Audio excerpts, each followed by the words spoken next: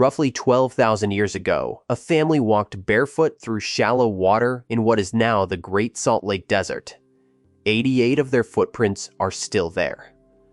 2 archaeologists found them out the window of a moving truck.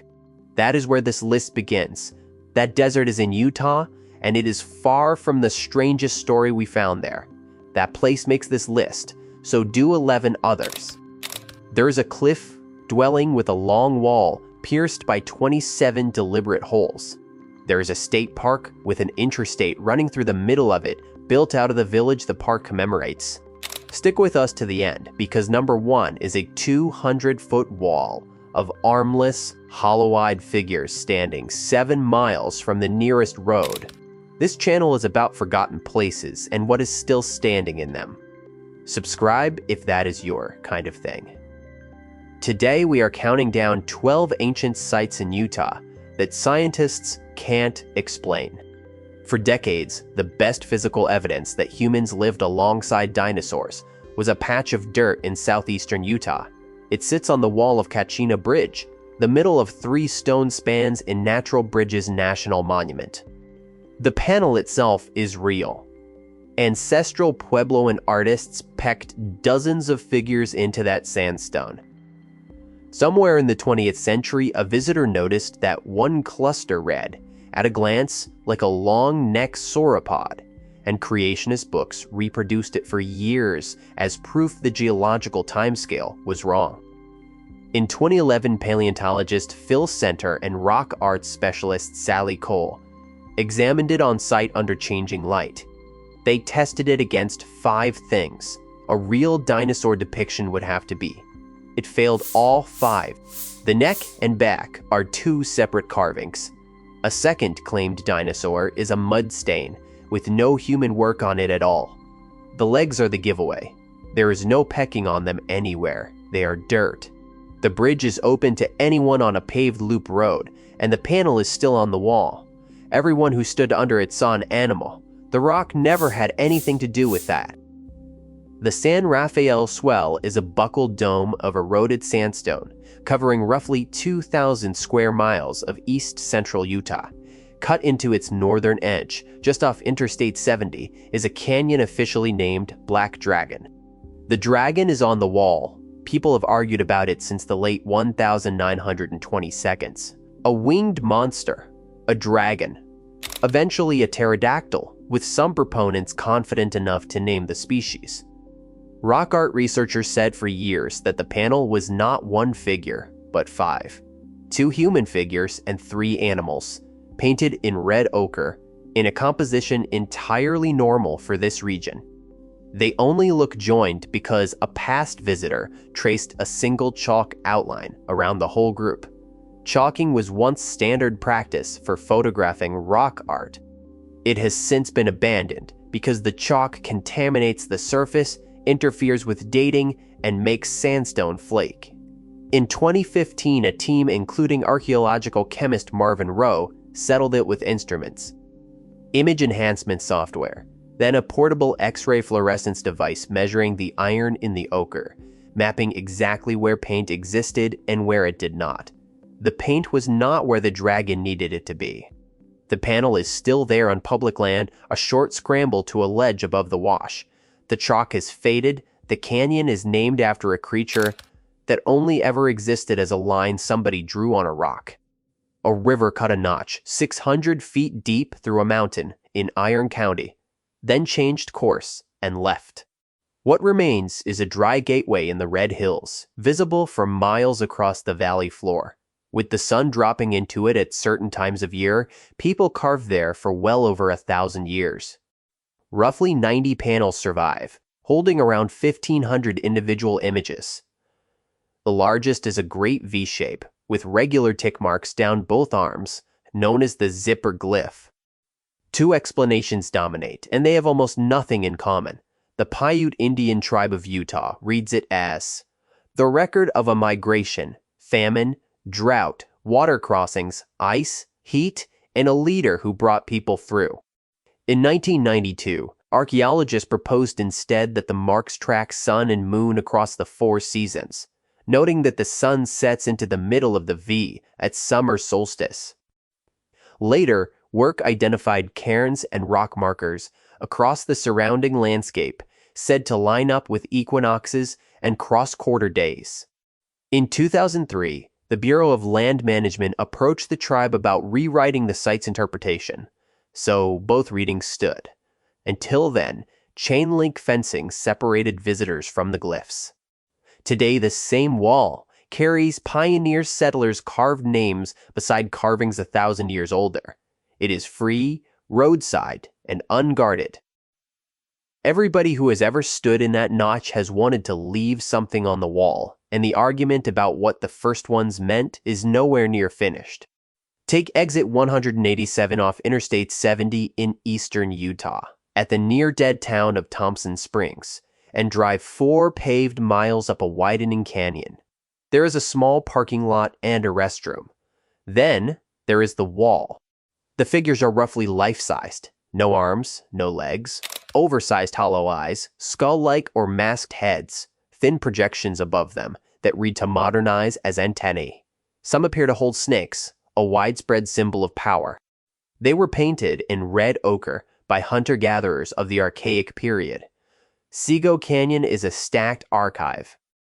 Centuries later, Fremont farmers packed their own angular ornamented people into the same walls, including a hunter and bighorn sheep. Later still, Utahdists added horses, bison, and a shield, images that could only be made after the Spanish arrived. What makes this place famous is not any single panel. It is that a driver on the interstate can be standing in front of the strangest images in North American rock art 15 minutes after leaving the highway. That accessibility is how it ended up on the History Channel, presented as a record of an extraterrestrial visit. Around the corner, behind barbed wire, on private land near horse corrals, more figures look down. On the same wall, a cowboy pecked a target and shot at it. The panel has outlasted archaic weather. Fremont neighbors, Ute horsemen, target practice, and a television crew. It is still looking back at the parking lot. 27 holes are drilled through one long wall of a cliff dwelling on Cedar Mesa. Each gives a line of sight to a different approach. The routes into the canyon, the ledge in front of the building, part of the canyon floor. The site is called Moon House in McLeod Canyon in southeastern Utah. Getting there means a rough 4-wheel drive spur, a cairned route over the rim, and a descent of about 250 feet before you climb the far side. It is 3 structures, 49 rooms, built across the middle of the 13th century. Most of those rooms are storage. Cedar Mesa gets around 12 to 13 inches of rain in a year, which means a single dry season could finish a family, and by the mid-1200s people here had come off the open mesa top and into alcoves they could defend. The room the site is named for has a crescent moon painted on one wall and a full moon on the wall opposite, joined by a white band of triangles and dots. Tree rings date its beams to around 1264. Within a generation, in the drought at the end of that century, Cedar Mesa was empty. The floor of that room is now covered in 4 inches of desiccant sand.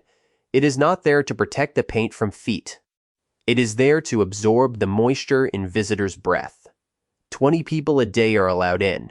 The paint has survived this long, partly because almost nobody has ever been permitted to stand in front of it and exhale. Here is what makes this one different. Nobody agrees what the buildings were for, and the disagreement has run for a century. Hovenweep sits on Con Mesa, in the empty southeastern corner of Utah, straddling the Colorado line, 6 clusters of ruins on canyon rims around 5,200 feet up. 20 stone towers stand on those rims and on top of boulders.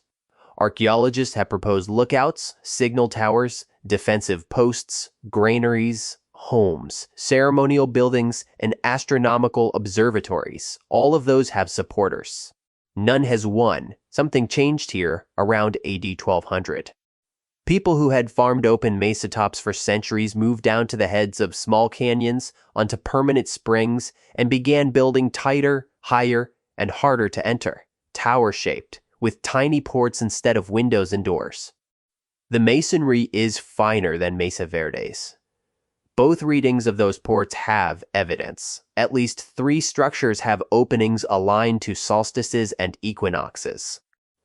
At summer solstice sunset, a beam passes through a porthole in the western wall of Hovenweep Castle into a room added in 1277, more than a century after the main structure was finished in 1166. A different port handles the winter solstice. But a separate study found that every tower can be seen from at least 2 others, which is exactly what you would build to signal, and the solar ports were not limited to grand buildings. They turned up at unit-type house, an ordinary small residence, which suggests watching the sun was something regular people did. In 800 years, the castle has not shifted enough to break its own calendar. The solstice beam still lands where the builders put it. Whatever those towers were watching for stopped mattering 7 centuries ago, and the sun kept its appointment anyway. In November 1983, bulldozers were cutting into a 160-foot knoll in Clear Creek Canyon, central Utah, to make fill for Interstate 70. The knoll was called Five Finger Ridge. It held the largest Fremont village ever documented. Nobody in charge knew. A clearance survey had already found one site at the east end of the canyon, and archaeologists were excavating it, with school groups coming out on field trips. One student mentioned that his father knew of another site further up. The next day, the boy's father walked archaeologists onto the ridge, where machines were already working. They got 2 seasons. Between 1984 and 1985, they excavated more than 100 separate structures and recovered hundreds of thousands of artifacts. The village held roughly 100 people at a time, in a canyon that had been in use for far longer. A rock shelter nearby contains fire pits dating to around 5,200 BC. Then the hill was taken. The northern end of the ridge was removed entirely for the roadbed. The artifacts went into a museum. The village became the road. The Utah legislature created Fremont Indian State Park in 1985 to protect what was left of the canyon, and the museum opened in 1987. More than 500 rock art panels survive on the walls around it. The park exists because the highway destroyed the thing the park is about. Interstate 70 runs directly through the middle of it. One of very few places in the country where an interstate bisects a state park. You can stand near the visitor center and see the cut face where the ridge used to be, with traffic crossing above it at 75 miles an hour. Everyone involved did their job correctly, and it still ended this way. We opened this video with those footprints out in the salt desert. Let us know in the comments if that one got you. If you are enjoying the deep dive so far, a thumbs up genuinely helps more people find these stories. The back half of this list is where it stops being about carvings and starts being about people. About 2 miles east of Wendover, past the casino signs and the edge of the Bonneville Salt Flats, a dirt road runs toward bare desert mountains. Short scramble uphill ends at a steel gate. Behind it is one of the most important archaeological sites in North America. Danger Cave was carved by wave action beneath Lake Bonneville. When the lake receded, the cave was exposed, and people moved in. It is about 60 feet wide and 120 feet deep with no natural chimney. All its light and air come through the mouth. Because the air inside is bone dry, almost nothing rotted. Excavators pulled out textiles, cordage, netting, basketry, leather, wood, and bone tools, millstones, beetle wings, and human waste, stacked in the order it was dropped. Jesse Jennings of the University of Utah first went in during 1949 into an anthropology department of 4 people. He dug for years and published in 1957. He was among the first to use radiocarbon dating and demonstrate to the field that it worked. The oldest material came back at more than 11,000 years, which surprised even him. The cave also holds some of the oldest dog remains in North America at roughly 9,300 years. Excavation yielded fragments of 68 identifiable plant species. Every one of them still grows within 10 miles of the entrance. The menu has not changed in 11,000 years. It became a National Historic Landmark in 1961 and a state park in 1968. It stays locked because the digging is not finished. In May 2019, someone broke in anyway and stripped it. The teaching artifacts, the lighting, the safety equipment found by the site archaeologist when he arrived to run a public tour. You can walk up and look through the bars any day. Getting past them takes a guide, which is now the only thing standing between 11,000 years and whoever shows up next. In 1951, a man named Waldo Wilcox bought 4,200 acres of hard country in the Book Cliffs of eastern Utah to run cattle on. He soon found what else was on it: dozens of preserved encampments, hundreds of artifacts, granaries built into sheer cliff faces. He told nobody. For 50 years, he kept everyone out, archaeologists included, and by his own framing, the press most of all. One locked gate did what the Park Service does with fences, signs, and rangers. In 2001, in his 70s, he sold roughly 1,600 acres along Range Creek for $2.5 million to a conservation trust, and the land passed to the state. When archaeologists finally walked in, the pit houses were intact. The petroglyphs had no graffiti and no bullet holes. The granaries were still packed with thousand-year-old corn. Utah's state archaeologists compared it to finding a Van Gogh in your grandmother's attic. Between 2002 and 2004, researchers recorded nearly 300 sites while covering only 10 to 15% of the canyon. Some Fremont granaries can be reached only by climbing and rappelling. One 5-chambered granary sits above a cliff face, where sockets cut into the sandstone suggest a wooden platform once spanned the wall. They also found a quiver of arrows still tucked into a crack in a cliff. The story broke in an Associated Press piece in June 2004, and Wilcox became internationally famous. The canyon opened to the public that year. The first known looting was reported the same summer: 2 stone blades and a pottery fragment. Access now runs to 28 people a day on foot or horseback, mid-May to the end of November, with no marked trails and no signs pointing to anything. 50 years of one man saying no held up better than the first summer of yes. The Great Salt Lake Desert is flat white alkali to the horizon, ringed by bare ranges with no vegetation at all. Most of it sits inside the Utah Test and Training Range, an active bombing range about 80 miles west of Salt Lake City. There are 822 recorded archaeological sites on that ground. Darren Duke had invited Cornell researcher Thomas Urban out because the geology reminded him of white sands in New Mexico, where Urban had found Ice Age human footprints the year before. They were driving to a dig, talking about what such footprints look like when Urban pointed out the window. He has since said he did not know they were human when he first saw them. 88 footprints. Adults and children. Barefoot. They are called ghost tracks because they only appear under certain moisture conditions, usually after rain, and then vanish again. Duke's reconstruction is simple and strangely intimate. People were walking through shallow water. Sand filled each print behind them almost immediately, the way it does on a beach, and a layer of mud underneath held the shape. There have been no wetland conditions capable of producing tracks like that here for at least 10,000 years, which is the basis for estimating the prints at more than 12,000 years old. That figure is an inference from the landscape, rather than a direct date on the prints, and worth holding loosely. Half a mile away is the Wishbone site, where a 2016 excavation found an open-air hearth with charcoal, burnt bird bones, stone tools, and projectile points, radiocarbon dated to about 12,300 years ago. It also produced the earliest known evidence of human tobacco use anywhere in the world. All of it sat in what researchers call the Old Riverbed Delta, an enormous wetland full of birds and water, where there is now nothing. Duke has made the uncomfortable point out loud.